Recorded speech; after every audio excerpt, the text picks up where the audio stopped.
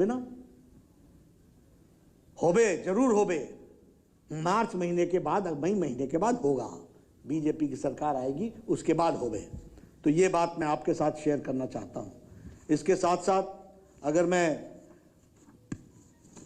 बिहार के अभी चुनाव की बात कहूं तो मैं आपसे एक बात कहना चाहता हूं। अभी चाहे बिहार का चुनाव हुआ, चाहे कर्नाटक का चुनाव हुआ, चाहे दुबाका का धमाका हुआ, चाहे उत्तर प्रदेश का चुनाव हुआ, और चाहे मैंने बताया मध्य प्रदेश का चुनाव हुआ, सभी जगह परिवार की पार्टियों को लोगों ने नकार दिया है और भारतीय जनता पार्टी को सपोर्ट किया है। और यही हाल बंगाल में भी होगा।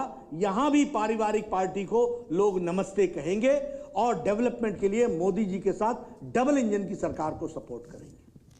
आज जो घटना घटी है वह ममता जी के फ्रस्ट्रेशन की, बौखलाहट की कहानी है। उनको दिख गया है कि जमीन खिसक चुकी है और जिस शब्दों का वो प्रयोग कर रही है, जिस शब्दावली का प्रयोग कर रही है, मुझे वो शब्द रिपीट करने में भी शर्म आती है।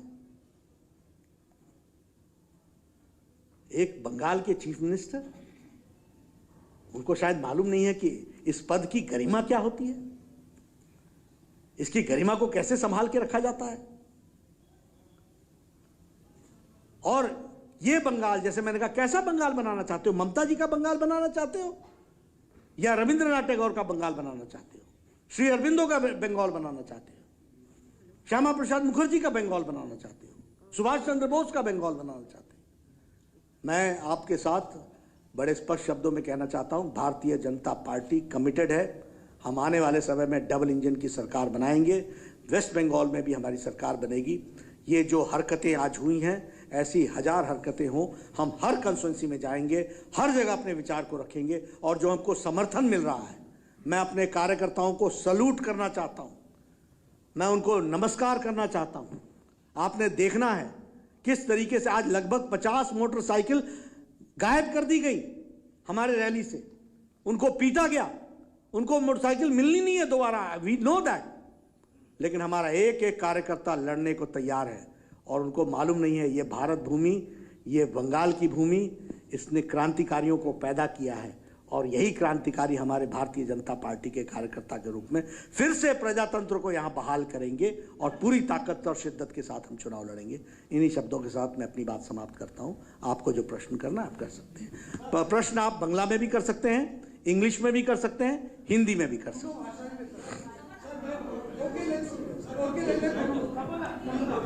नड्डा जी, मेरा नाम मनोज्ञा लोईवाल है, मैं आज तक इंडिया टुडे को रिप्रेजेंट कर रही हूँ। मैं सवाल ये है, आपकी पार्टी सत्ता में है, केंद्र में है।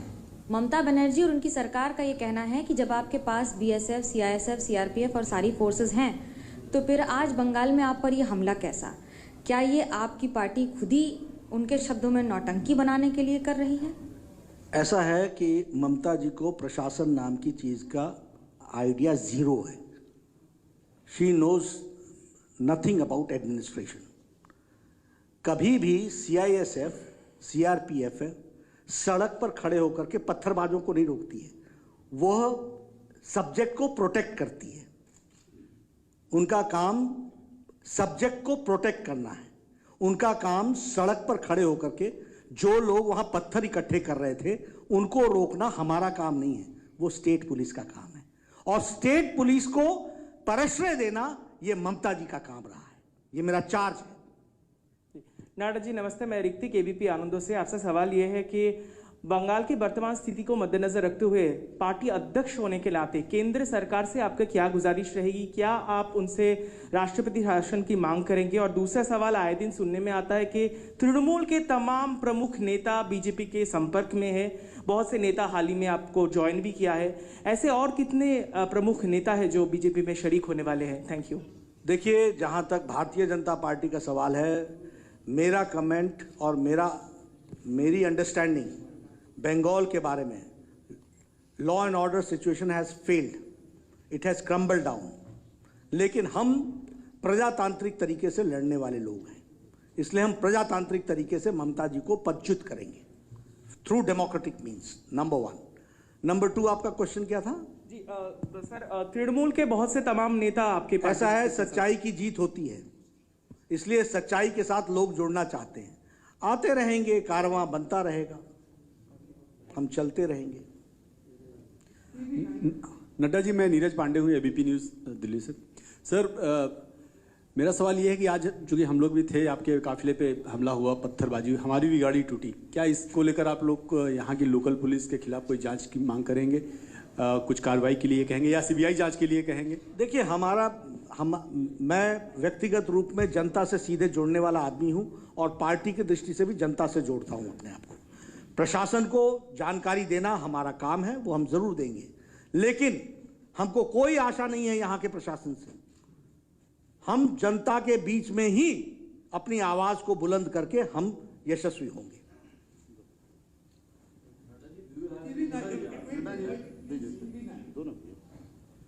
नड्डा जी, मैं आमोद टीवी 9 से।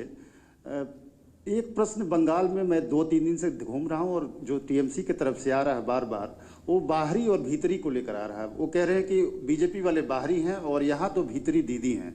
तो आप लोग इस पॉइंट को कैसे काउंटर कर रहे हैं?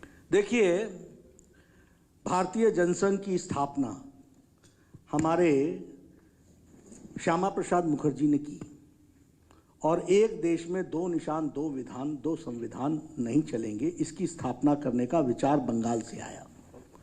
हमारा दायित्व तो बनता है कि बंगाल को आत्मसात करते हुए उस विचारधारा को ध्यान में रख करके हम यहाँ पर अपने आप को काम भी करें और उनके बताए रास्ते पर भी चलें। एक बात तो हमको ये बड़े स्पष्ट होनी चाहिए। दूसरा, जो ममता जी का बंगाल है वो मैंने आपको एक्सप्लेन कर दिया, वो बंगाल नहीं है। बंगाल वो है जो हम बता रहे हैं और हमको जो पीड़ा है वो इस बात की है कि बंगाल को गलत लोगों ने हाथ में ले लिया है, इसको सही हाथों में देना ये हमारी जिम्मेवारी है ताकि बंगाल की संस्कृति आगे बढ़ सके। और इसलिए बाहरी और भीतरी नहीं, भीतर के लोग हैं जो हमारा सपोर्ट करेंगे। हम बाहर के वोट से जीतने वाले नहीं हैं, हमको बंगाल के लोगों का आशीर्वाद मिलेगा, ये हमारा विश्वास है। नड्डा जी যে কথাটা বললেন না, যে কথাটা উনি লুকিয়ে রাখলেন, ওটা হচ্ছে উনি হচ্ছেন বাংলার জামাই, এটাও একটু মনে রাখুন। Shreyasi, I think from Times Now has question. Sir, hi, this is Roshi from Times Now. So my question to you is, the BJP has been talking about the citizenship amendment law that has been passed by the parliament.